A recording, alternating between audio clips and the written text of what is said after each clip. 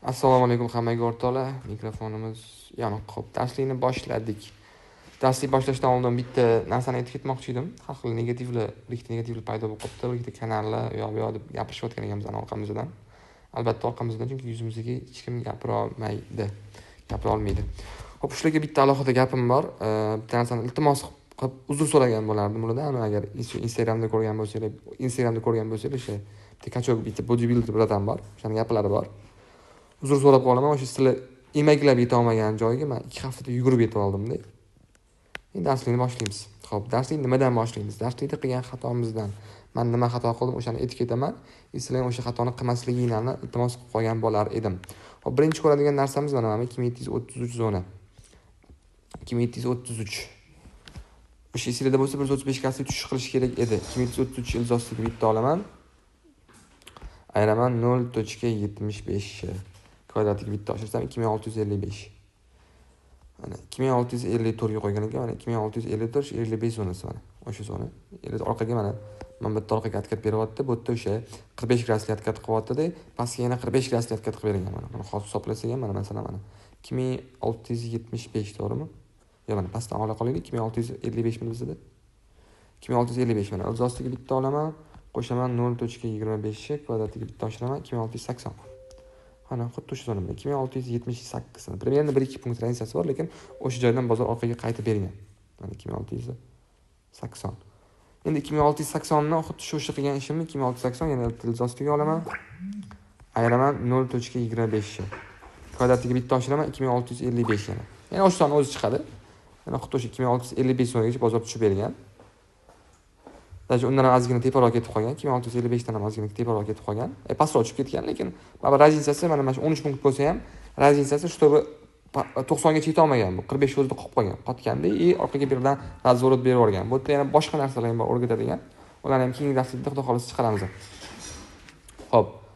Menda xato nimada bo'ldi? 45 graduslik ko'tarilish bitta bo'ldi, 45 graduslik bitta tushish bo'ldi. Endi orqaga bitta 45 gradus qaytadi dedim, bozor o'sha o'zi to'xtaydi dedim.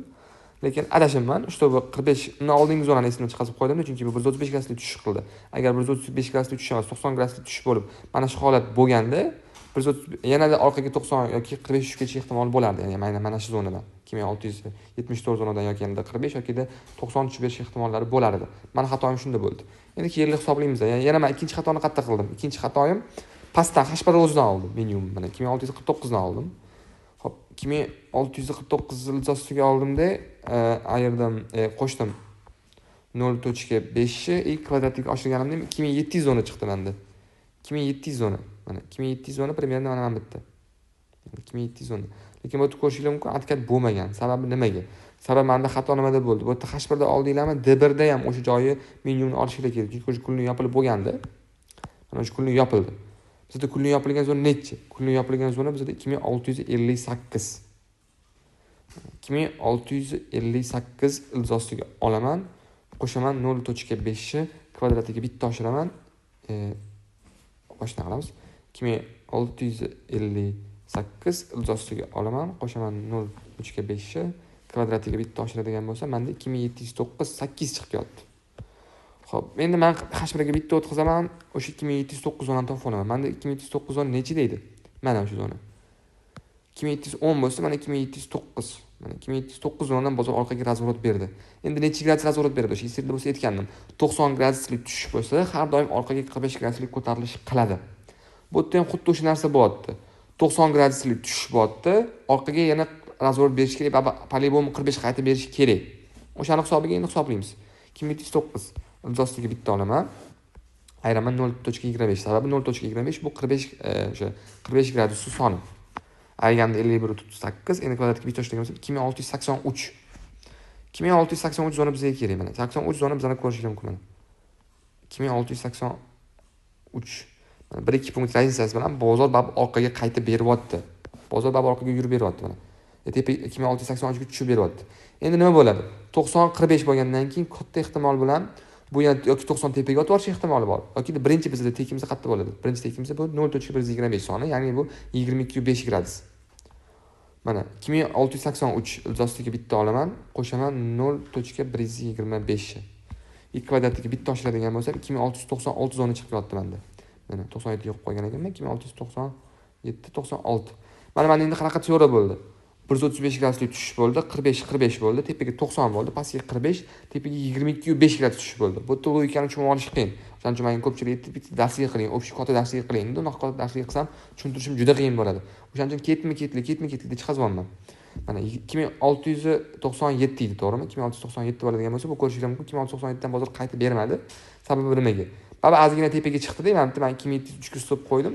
2703 dan ham ozgina teparoqda bo'lishi kerak edi. Mana 2703 dan bozor qaytib keldi. Bu yerda bozor bitta likvidity ichdi, orqaga keyin qaytib berdi. Orqada emas, pastda bitta likvidity bo'lish ehtimoli ham bor. Ya'ni bu o'shanda 22,5 gradus tepaga ko'tariladi, pastga 22,5 gradus tushdi. Bu katta ehtimol bilan yana 45 dan ko'tarilib ketish ehtimoli bor. 45 ko'tarilsa qanaqa ko'tariladi? Yana o'ziga 2680 zona kerak. 2680 zona kerak. Ilzostiga bitta olaman, qo'shaman 0.25 kvadratiga bitta oshiradigan bo'lsa 2708. Bizda yana 2708 ga chiqib ketish ehtimoli bor buni. 2708 gacha chiqib ketish ehtimoli bor. Yokida 2708 ga chiqmasdan turib, bu yana xuddi o'sha qaytib bergan 2683 zonasidan 2683 zonasidan ilzostiga olaman, ayiraman 0.25 kvadratiga bitta oshiradigan bo'lsam 2657 gacha tushib ketish ehtimoli bor. 2657 gacha tushib ketish ehtimoli bor. Mana bizda mana zona 2657. Bu o'shanda 90 gradusli tushish qilib bergan bo'ladi, adashib aytgan bo'lsam. 2683 ilzostiga olaman, ayiraman 0.25 kvadratiga oshiraman 2657 da. O'shanda bu 45 gradusli yana orqaga tushish qilib bergan bo'ladi, aynan tush joydan. Aniq zonasini endi ko'rish kerak bozor holatiga qarab, lekin bu men bitta likvidity yechdi, yana tepaga qarab harakatlanyapti, yana bu katta ehtimol bilan botga chiqib beradigan bo'lsa, yana bu katta ehtimol bilan yoki 90 gradusli tushish qilib beradi, yoki shuni o'zida yana qaytib 45 gradus orqaga yana qaytib berish ehtimoli katta bo'ladi. Ya'ni bu sell trend bu orada saqlanib qoladi. Qachon sell trend buziladi? Qachonki 2720 zonani xataba ko'radigan bo'lsa. 2720 zonani xataba ko'radigan bo'lsa, o'shanda sell trend buziladi. O'shanda graduslar qisman ishlamagan bo'ladi. To'g'ri, graduslar joyi keldi ishlamay qoladi, lekin 100% aniq o'rgan oladigan bo'lsangiz, juda ham ko'p joyda ishlab beradi. Masalan, ko'rgan bo'lsangiz aytdim, aynan mana shu joyda aytdim. 701 da signal berdim. Faqat stopim olib ketdi. Lekin stopim olib ketgan bo'lsa, men yana odamlarga yozdim. Men yana seldaman, sel ushonaman, baba sel tushib berish kerak. Chunki bu 22,5 gradus ko'tarilib bitta harakat berdim, bo'ldi. Bu orqaga baba 22,5 hatto tushib berish kerak. Mana hatto birinchi tekinga chiqib berish kerak.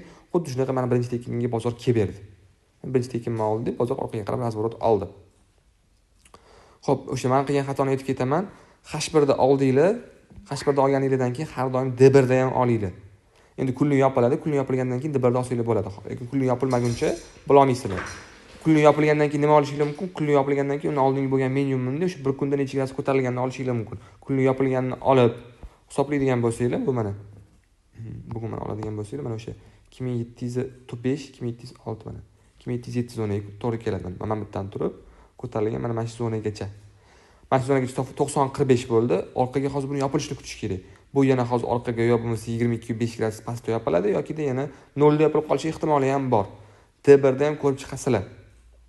H1 da bitta ko'rasizlar, D1 da bitta ko'rasizlar, M30 da bitta ko'rasizlar, H4 da bitta ko'rasizlar. Mana shu 4 tasini M30, H1, H4, D1. Mana shu 4 tasini ko'rsanglar, mana shu 4 tasini o'zi yetadi. Scalp qiladiganligi ham juda katta foyda beradi. Scalping ham zo'r signal bera oladi mashina o'zi. Bugungi darsligimiz shundan iborat edi. Keyin o'sha bitta VIP-ga odam aytdilar, men aka ishlamayapman hozir dedi. O'shani agar ilojisi bo'lsa dedi, bitta odamni tekinga qo'shish zo'r bo'lardi dedi. O'shanga meni savolim nimadan iborat? Xo'p, savolga keladigan bo'lsak, birinchi savol javob bergan odamga, birinchi savolimga to'g'ri javob bergan odamga birinchi bo'lib o'sha gruppaga qo'shib qo'yaman. 360 gradus soni necha? Mana soat 8:37 bo'ldi. O'sha savolimga javob beringlar. 8:37 bo'ldi. 360 gradus soni necha? 1 mi, 4 mi, 5 mi, 10 mi? O'shani kim birinchi bo'lib mana o'sha adminimga birinchi o'tadigan bo'lsa, o'sha odamni tekinga VIPga shaxsan o'zim qo'shib qo'yaman. Xo'p, bu yerda ikkita ehtimol bor. Bu yana hozir 45 tepaga berib olish ehtimoli bor. Yoki de ikkita 22,5 pastga 45 berib olish ehtimoli ham bor. Pastga 45 beradigan bo'lsa, bizning zonamiz mana bu zona bo'ladi. Agar tepaga beradigan bo'lsa, mana bu zona bo'ladi. Shunga qarab bozorga qarab ishlaymiz. Hammaga rahmat. Bugungi darsimiz o'z nihoyasiga yetdi.